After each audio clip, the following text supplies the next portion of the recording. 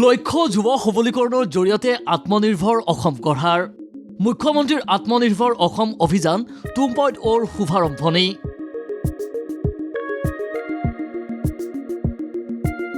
খানাপাৰাত প্ৰথম কিস্তিৰ ধনৰাশি বিতৰণ কাৰ্যসূচী।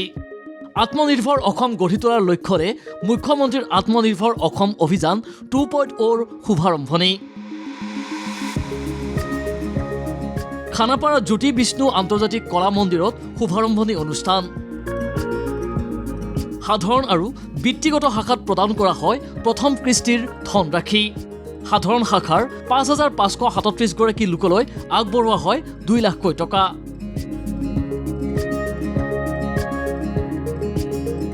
বৃত্তিগত শাখাৰ 35 গৰাকী লোকলৈ আগবঢ়োৱা হয় 5 লাখকৈ টকা।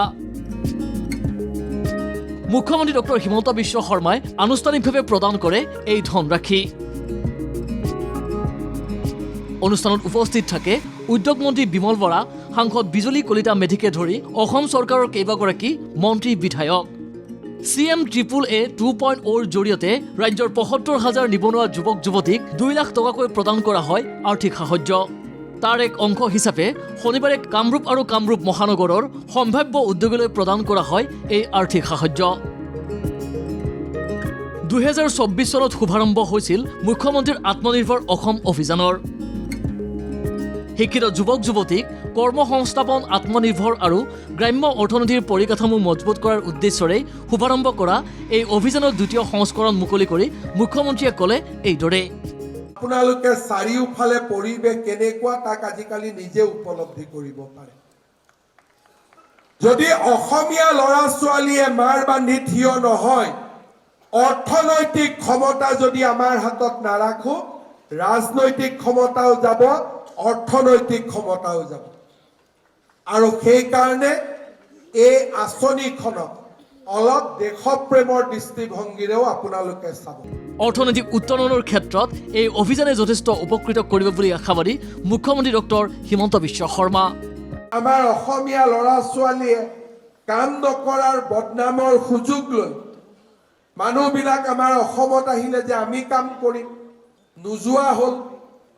এজন মানুহৰ ল'ৰা ছোৱালী কিমান হ'ব? 7জন 8জন হ'ব। দুদিন পিছত গাঁওখনত আপুনি মাইনৰিটি হৈ গ'ল।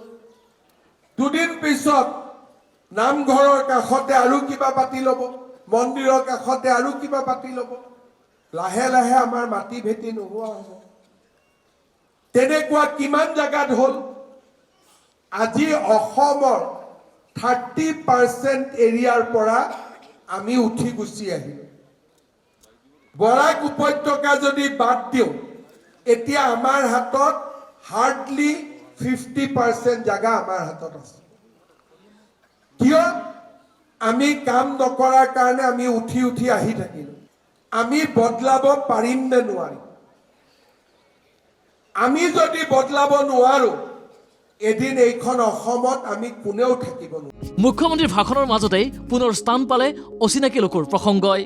সময় থাকোঁতেই অসমীয়া যুৱক যুৱতীয়ে কৰ্মসংস্থাপনেৰে জাতি আৰু নিজৰ অস্তিত্বক জীয়াই ৰাখিবলৈ আহ্বান মুখ্যমন্ত্ৰীৰ। আজি আমাৰ জাতিটোৱে জ্বলি জ্বলি জ্বলি জ্বলি এতিয়া মমডালত ইমান বাকী আছে। তাৰমানে জাতিটোৰ বিৰুদ্ধে যি এটা প্ৰচাৰ চলিছে যে অসমীয়া ল'ৰাই কাম নকৰে, অসমীয়া ল'ৰাই কষ্ট নকৰে, এই CM-AAA আমাৰ কাৰণে এটা ডাঙৰ আশীৰ্বাদ। আমি যদি 1 লাখ ল'ৰা ছোৱালী সফল উদ্যোগী আৰু সফল ব্যৱসায়ী হ'ব পাৰো, যুগৰ মুখত চূণ পৰিব। পৰিবনে নপৰিব? পৰিবনে নপৰিব? আৰু সেইকাৰণে এই আঁচনিখন সফল কৰাৰ দায়িত্ব আমাৰ। ইফালে মুখ্যমন্ত্ৰীৰ পৰা আৰ্থিক সাহায্য লাভ কৰাৰ পাছতেই উৎফুল্লিত হৈ পৰে সম্ভাৱ্য উদ্যোগীসকল। মুখ্যমন্ত্ৰীক ধন্যবাদ জনাই আঁচনিৰ ধনেৰে কিদৰে আত্মনিৰ্ভৰশীলতাৰ বাট বাছি ল'ব সেয়াও এইদৰেই ক'লে একাংশই। কাটিঙৰ আছে, মই মানে দোকান এখন পাইছোঁ, ৰুম এটা পাইছোঁ। সেই ৰুমটোত তাৰমানে কি মই পইচাখিনি ইনভেষ্ট কৰিব পাৰিম আৰু।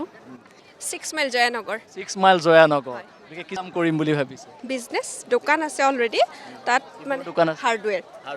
হয় ইনভেষ্ট কৰিব পাৰে। ইনভেষ্ট কৰিম ধন্যবাদ তেখেতক ইমান ধুনীয়া এটা ভাল পদক্ষেপ লৈছে আৰু অনাগত দিনতো ভাল কাম কৰি যাব বুলিয়ে ভাবিছোঁ ছাৰে আমাক সুবিধাখিনি দিছে কিবা এটা কৰিবৰ কাৰণে আমি চেষ্টা কৰি আছোঁ কৰি যাম আমি মানে সেইখিনি পইচাৰে কিবা এটা আমি কৰিবৰ কাৰণে চেষ্টা কৰিম আৰু দিনটো ভাবিছোঁ হোটেল দিম বুলি কি কৰিব ভাতৰ হোটেল দিম ভাতৰ হোটেলখন ক'ত দিব মই গুৱাহাটীত দিম গুৱাহাটীত আগতে কিবা হোটেলৰ কাম কৰে নাই নাই নাই নাই তথাপিতো নতুনকৈ দিম বুলি ভাবিছোঁ আৰু ভিডিঅ' জাৰ্নেলিষ্ট হৰিবৰৰ সহযোগত বিজয় কলিতাৰ ৰিপৰ্ট ND24।